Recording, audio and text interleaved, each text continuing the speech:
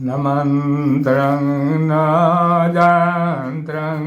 तदपि तव जाने श्रुतिमवो न जावानं ध्यानं तदपि तव जाने श्रुतिकथा न जाने मुद्रास्ते तदपि तव जाने विलपनं परं जाने माता तदनुसरणं क्लेशहरणं विधेय ज्ञानेन द्रविण विरये रालसतया विधेया सख्यात्वा तव चरणयोर्जा सुधिरभू तदेतत्क्षन्तव्यं जननि सकलो धारिणि शिवे कुपुत्रो जायेत क्वचिदपि कुमातान भवति पृथिव्यां पुत्रास्ते जननि बाबा शान्ति सरला परन्ति सम्माद्य विरलतरलो हं तव सुता मदीयोऽयं त्याग समुचितमिदं न तव शिवे कुपुत्रो जायेत क्वचिदपि कुमातान भवति जगन्माता माता तव चरणसेवानरचिता नवादत्तं देवी द्रविणमपि भूयास्तव मया तथापि त्वं स्नेहं मयि निरुपमं यत्र कुरुषे कुपुत्रो जायेत क्वचिदपि कुमातान भवति परित्यक्त्वा देवान् विविध सेवा कुलतया मया पञ्चाशीते रधिकमपनीते तु वयसि इदानीं चेन्माता तव यदि कृपा नापि भविता निरालम्बो लाम्बो दरजननिकं यामि शरणं स्वपाको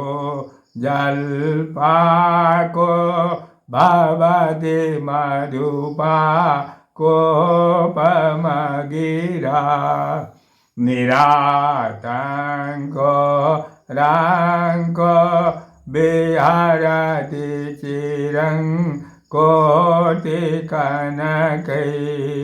तवापर्ण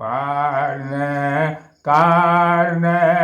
विशति मनुबा न फलमिदं जनको जानीते जननि जपने यं जपविदो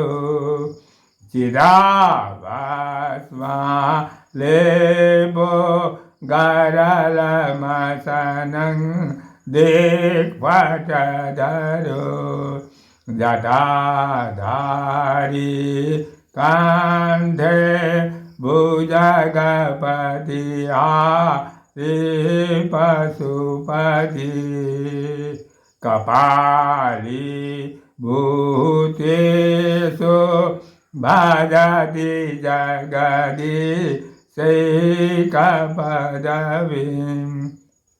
भवानी त्वत्प्राणे ग्रहणपरिपाति फलमिदं नमोक्षस्य काङ्क्षा न च विभवंक्षा पिचन मे विज्ञानापेक्षा शशिमुखी सुशिक्षापि न पुनः अदास्त्वं संयाचे जननी जननं जातु मम वै मिराणि रुद्राणि शिव शिव भवानीति जपत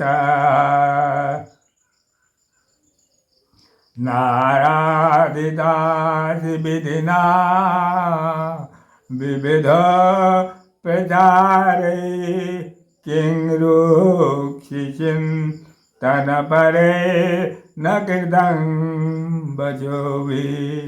श्यामेव त्वमेव यदि किं क्षणमाज्जनाते दत्से कृपा मुचितमं बपरं तवैव आपत्तिसुमगना स्मरणं तदीयं